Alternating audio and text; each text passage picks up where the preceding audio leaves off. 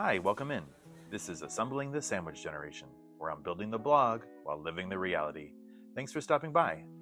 This episode is dedicated to the member of the family that brings the generations together. That's right, I'm talking about our pets. Think back to your childhood or perhaps even recent adulthood. Who is your most cherished pet? Allow yourself to smile right now, imagining one of your fondest pet moments. Why was this pet so special? In this episode, I'm going to focus on the two dogs that Heidi and I have had together, both of which have crossed the Rainbow Bridge now. Perhaps we'll get another dog soon, but for now, I'd like to read The Sandwich Generation post entitled, Giving Paws for Thought. Enjoy! Giving Paws for Thought. One topic that transcends all generations is pet ownership. 68% of American households include a pet, with dogs and cats being the most popular. Recent surveys show that pet ownership does not vary widely by generation, with baby boomers, Gen Xers, and millennials all within 5% of each other in terms of pet ownership. What's your favorite pet? Share in the comments below. Pets offer companionship, steady, non-judgmental company without the complexities of human relationships. They provide stress relief to owners, as petting and playing with the animals is calming and makes us happy. The routine of caring for a pet gives us purpose.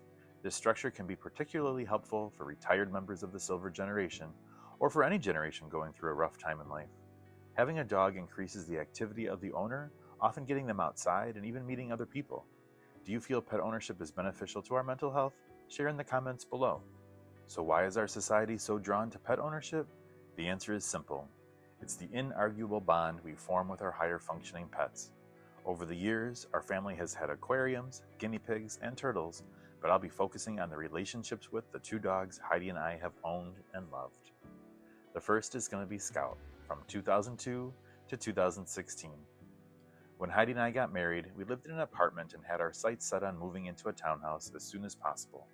A townhouse offered us an opportunity to buy a home, build equity, without the responsibility and cost of a single-family home. With the freedom of purchasing a home came the freedom of looking for a dog. We moved into our townhouse in 2001, and our first dog, Scout, came shortly after. We acquired her from a breeder in Michigan, and we literally brought her home in a box.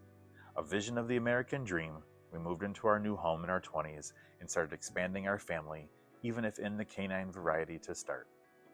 Scout was a border terrier, smart as a whip and just as stubborn. She was a scrappy dog that played like a dog 2 to 3 times her size. She played hide and seek and knew many of her toys by name. She would astound guests when she would whine to go outside, and I would say, "Go into the family room and ask Jacob to let you outside." After an encouraging, "Go on," she trotted into the family room and whined to him. As we heard Jacob open and close the slider door to go into the backyard, our neighborhood friend said, "What did I just witness?" She was an equal opportunity pet. She loved and cuddled with all 4 of us in the core 4, on her own terms, of course. We had both the luxury and despair of taking our time knowing it was time to put her to rest. She had a neurological disorder, and it became clear when it was time for her to suffer no longer. Our kids were 12 and 9 at the time and were able to say goodbye. She's been gone a decade now, and I can say without hesitation she is thought about and talked about frequently. And now I'm going to talk about Joey, who was with us from 2012 to 2026. We waited 2 long years to get another dog after Scout passed. We entered an era of parenting guinea pigs. We also wanted to find a dog that was hypoallergenic. Because of our guinea pigs, we wanted a dog with a low prey drive. We also wanted to adopt a rescue, so finding this perfect cocktail was time-consuming to say the least. At my in-laws' Christmas 2018, a friend of my father-in-law was over visiting and mentioned he had brought 3 poodles into his care, and he would be taking them to an animal welfare tomorrow. Our ears perked up and we went to visit these hypoallergenic poodles the next day. We visited with all 3 and fell in love with Joey. He was the smallest, youngest, and most shy. He had a characteristic way of leaning on you with all of his weight, to which we dubbed All-In Joe. All-In Joe completely put his trust in you, and in turn your heart melted for it. We brought Joey home on December 28th. He was the gift that Santa found in his sack and returned to deliver after Christmas. Joey may not have been smart as a whip, but he made up for it with sweetness. Likely because he was a rescue, he was quick to imprint on Heidi, his new mama. He was clearly Heidi's shadow, following her all over the house. Sometimes you had to wait for Heidi to be gone to get full attention from Joey, but what never wavered was how sweet a boy he was. Unlike Scout, we did not get the luxury of knowing when the end was near for Joey. He injured his hip while he was alone in the house, and the trauma was logically irreparable for a dog of 14 years old.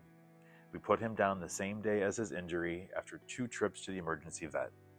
Heidi and I felt this was a rough blow from fate, losing our pet the same year as becoming empty nesters. He's only been gone for a few months, and I still occasionally catch a glimpse of him out of the corner of my eye. See you at the Rainbow Bridge, my pups. Squeeze your pets tight, my friends. Thank you so much for listening to my audio vlog, Giving Paws for Thought. If you enjoyed, please like and subscribe to this YouTube channel. New audio vlogs will be posted here regularly.